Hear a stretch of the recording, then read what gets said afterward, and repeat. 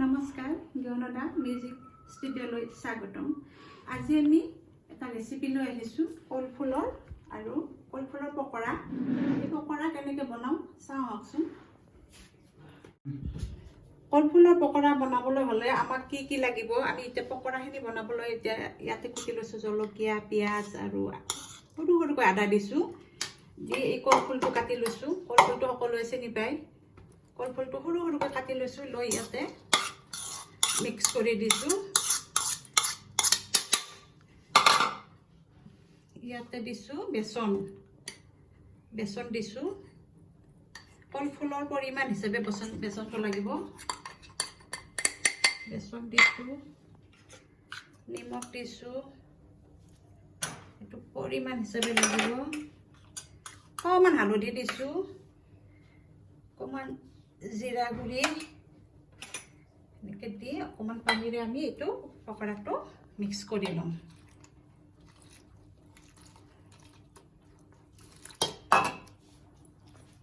এনেকৈ আমি বনাই ল'ম। এয়া পকৰা আমি ৰেডি কৰি লৈছোঁ সানি কেনে। এতিয়া এইটো বনাবৰ কাৰণে আমাৰ আচলতে নৰসিংহৰ পাতটো দিব লাগে, এইটো দি দিলোঁ। এইটো বনাবৰ কাৰণে আমাৰতো মছলাখিনি লাগিবই। আপোনাৰ আদা নহৰু বেছিকৈ অলপ লাগিব, যিটো এতিয়া কৰোণাৰ যুগ। আদা নহৰু অলপ, জলকীয়া বেছি খাব লাগে। আৰু এয়া জিৰাৰ গুড়ি, অকণমান লৈছোঁ, গৰম মছলা, হালধি, নিমখটো লাগিবই। লগতে আমি আলু অকণ বইল কৰি লৈছোঁ। আৰু এয়া বিলাহী অলপ মিক্সিত পিচি লৈছোঁ। এতিয়া আমি পকৰাকেইটা ভাজি লওঁ, আহকচোন।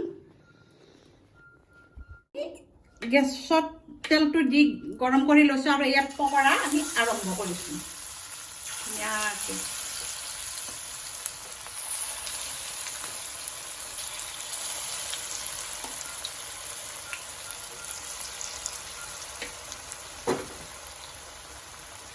এতিয়া আমাৰ এই পকৰা ৰেডি। আমি এতিয়া কাৰীটোৰ কাৰণে আগবাঢ়োঁ। এয়া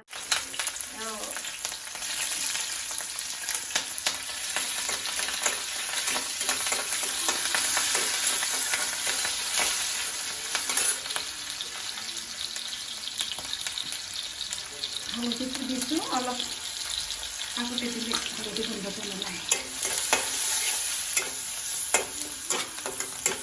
এতিয়া আলুখিনি দিছোঁ। আলুখিনি আগতে মই বইল কৰি লৈছোঁ।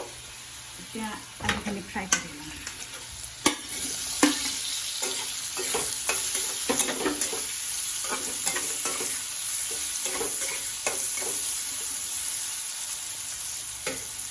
এতিয়া আমি এই আদা নহৰু দিছোঁ।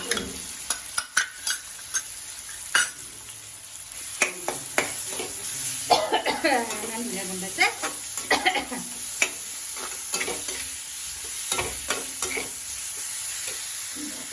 জিৰা দিছোঁ, জিৰা 1 চামুচ দিছোঁ।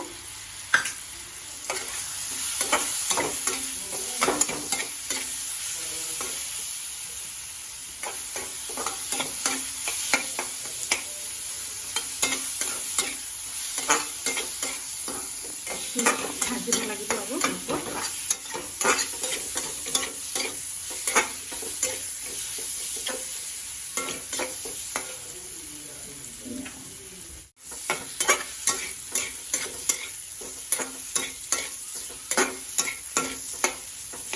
এতিয়া আমাৰ এই আলুখিনি ভাজা হৈ গ'ল। এতিয়া ইয়াতে আমি এই দুটা বিলাহী পিচি থৈছিলোঁ, এইটো দিলোঁ।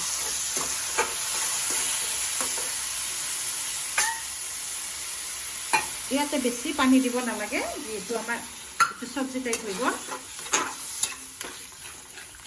আৰু অকণ নিমখ দিব লাগিব। নিমখ আগতে অকণমান কমকৈ দিছিলোঁ, এতিয়া লাগিব।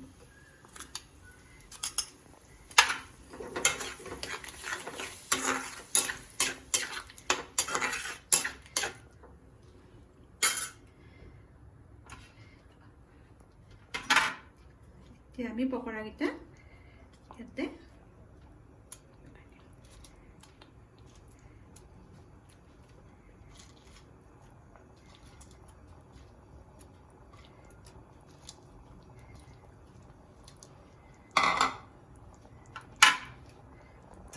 তাৰপিছত আমি ধুনীয়াকৈ ঢাকি থওঁ এই ঢাকনিটো গুচুৱাই দিলোঁ এতিয়া ধুনীয়াকৈ উতলিছে ইয়াতে অকণমান গৰম মছলা দিছোঁ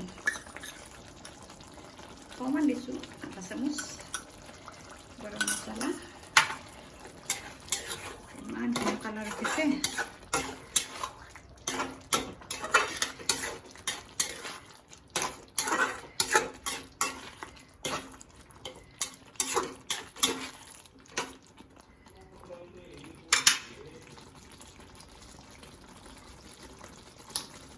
এতিয়া আমাৰ কাৰি পকৰা তৈয়াৰ হৈ গ'ল এতিয়া আমি খাব লাগে বৰ ধুনীয়া গোন্ধাইছে আপোনালোকে লাইক কৰিব শ্বেয়াৰ কৰিব ছাবস্ক্ৰাইব কৰিব আৰু আগুৱাই যাবলৈ আশীৰ্বাদ কৰিব নমস্কাৰ